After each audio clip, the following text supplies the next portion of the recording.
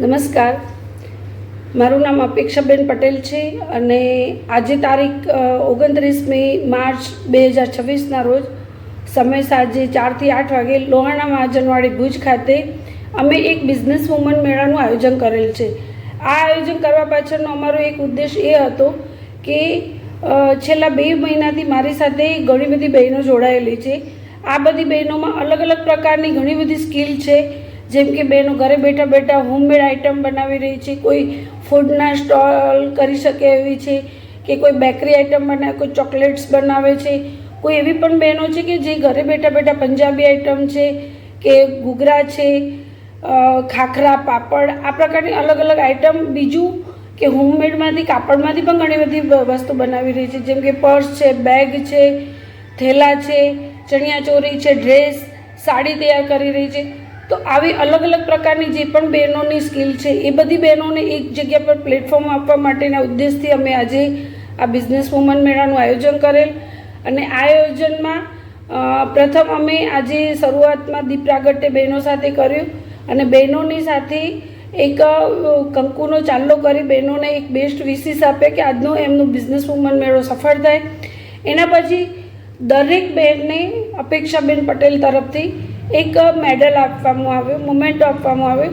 એ આપવા પાછળનું કારણ કે બહેનોને ઘણી વખતે પ્રોત્સાહન તો આપવામાં આવે છે, પણ જ્યારે કોઈક વસ્તુ સ્વરૂપે આપવામાં આવે છે ત્યારે એમનામાં રહેલો જે આત્મવિશ્વાસ છે એ ક્યાંક ને ક્યાંક સ્થિર થાય અથવા તો એનાથી વધે, એ આપણે જોઈ શકીએ છીએ.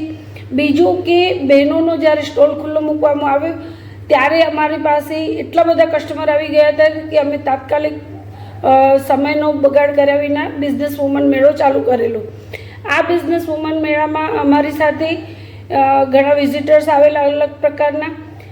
તો એમાં એવા પણ બહેનો હતા કે જે ખરીદી કરતી સાથે પોતાની સાથે કંઈકનો કંઈક શોપિંગ કરીને લઈ ગઈ છે, કે કોઈએ નાસ્તો કર્યો છે, કોઈએ ફૂડ પેકેટ કરાવે છે, સાથે કોઈએ જીન્સ ખરીદી છે, કોઈએ ડ્રેસ ખરીદ્યા છે, કોઈએ પોતાના માટે ઓર્નામેન્ટ્સની ખરીદી કરેલી છે, કોઈએ ફેશનમાં આપણે જે કપડાં પહેરવામાં આવે છે એવા ટી શર્ટ, ટોપ, જીન્સ એની ખરીદી કરી છે. સાથે સાથે અલગ અલગ પ્રકારના મસાલા કે આપણે મસાલાને લીધે ફૂડમાં ટેસ્ટ આવતો હોય છે, તો ઘરે બેઠા બહેનો મસાલા પણ બનાવતા હોય છે જે આપણે ખોરાકમાં સ્વાદને મહત્ત્વ વધારી દેતા હોય છે. તો આ પ્રકારની અલગ અલગ પ્રોડક્ટ અમને અહીંયા સેલ કરવા માટે બહેનોને ખુલ્લી મૂકવામાં આવી છે. સાથે સાથે એવા ઘણા પણ અમારી સાથે કસ્ટમર મળ્યા, અમને ફીડબેક દેતા કે બેન જ્યારે પણ બીજી વખતે મેળો કરો ત્યારે અમને પણ બોલાવજો. કારણ કે શું છે કે બહેનોને બધી વસ્તુ મળતી તો હોય છે, પણ જ્યારે ટેસ્ટ કરે છે ત્યારે ખબર પડે છે કે આ વસ્તુ ખરેખર ખરીદવા જેવી છે કે નહીં. અથવા તો ઓનલાઈન પણ શોપિંગ કરતા હોય છે, કારણ કે અત્યારના સમયમાં બહેનો પાસે સમયનો બહુ અભાવ જોવા મળતો હોય છે, અથવા તો બહેનોને વેરાયટી ગમતી હોય છે, તો રોજે રોજ ખરીદી કરવા જવું પણ અઘરું હોય છે. તો આ જગ્યા પર આવીને બહેનો પોતાની જાતે વસ્તુ જોઈ, ચકાસી, પ્રશ્ન પૂછી અને પોતાના માટે વસ્તુ ખરીદી કરી શકે છે. સાથે સાથે જે પણ બહેનો સ્ટોલ ધારક બહેનો હતી એમના ચહેરા પર પણ એક નવા પ્રકારનું સ્મિત જોવા મળ્યું, કારણ કે બહેનોને આજે એટલા સારા કસ્ટમર પણ મળ્યા, સાથે ફીડબેક આપવાવાળા પણ બહેનો હતા અમારી પાસે કે જે અમે એક અલગ પ્રકારની ડાયરીમાં એમના નોંધ કરાવ્યા છે. જ્યારે બીજી વખતે જો બિઝનેસ વુમન મેળો અમારો થાય તો આ બહેનો એમને બોલાવી શકે અથવા તો એ લોકો અમારી બહેનો સ્ટોલ ધારક બહેનોના સંપર્ક કરીને આવી શકે છે.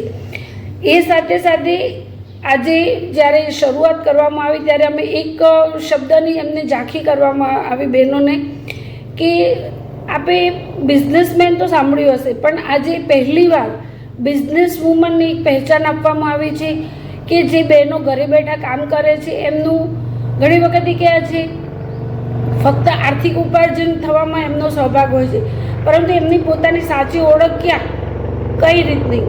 તો આ પ્રકારે અમે એક એવી ઓળખ ઊભી કરવાની કોશિશ કરી છે કે બહેનો પોતાની જાતને ઓળખે અને સાથે સાથે પોતાની જાતને મહત્ત્વ આપે અને પોતાના બિઝનેસને સમજી અને બિઝનેસ માટે પણ એટલો સમય આપી, તાલીમ લઈ અને તૈયાર થાય, જેથી કરીને પોતાની પ્રોડક્ટને ગંભીરતાથી લઈને બનાવે, વેચે અને એને સારા ફીડબેક મળે તો પછી બહેનોને સારું માર્કેટ ભવિષ્ય માટે મળી રહેતું હોય છે. તો આવી રીતે અલગ અલગ પ્રકારની અમને આજના દિવસે અનુભવ થયા છે અને એવા ઘણા સ્ટોલ ધારક બહેનો સાથે બહેનો વાત કરતા મળ્યા કે તમને આજે કેવું લાગે છે, કેમ કે અમને પણ આવા રીતે બીજી વખતે બિઝનેસ વુમન મેળો થાય તો નવા નવા પ્રકારના સ્ટોલ કરવાની ઈચ્છા છે. તો અમે ચોક્કસથી આવીશું અને આ મેળાનો લાભ લેશું. સાથે સાથે આ મેળાની શરૂઆતથી કરીને અંત સુધી દરેક બહેનોનો એટલો સરસ રસ રહ્યો હતો કે જાણે એવું લાગે કે આજે સામાન્ય રીતે પ્રસંગ ઉજવતા હોય એવો માહોલ જોવા મળ્યો, કારણ કે દરેક બહેનો પોતાની રીતે ભાવુક થઈને આ કામમાં સામેલ થઈ રહી હતી.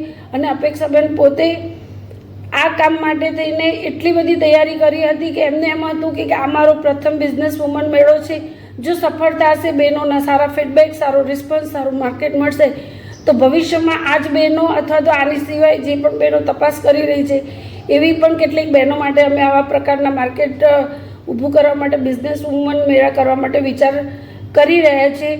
તો આજના દિવસે અમને ભુજ લોહાણા મહાજનવાડી ખાતે મેળો કરવા માટેનો જે ચાન્સ મળ્યો એના માટે હું લોહાણા મહાજનવાડીનો, અમારી સાથે જોડાયેલા દરેક કસ્ટમરનો, સ્ટોલ ધારકનો અને આવનાર દરેક મહેમાનનું હું સ્વાગત કરું છું અને દરેકના માટે હું થેન્ક યુ કહું છું. Thank you so much.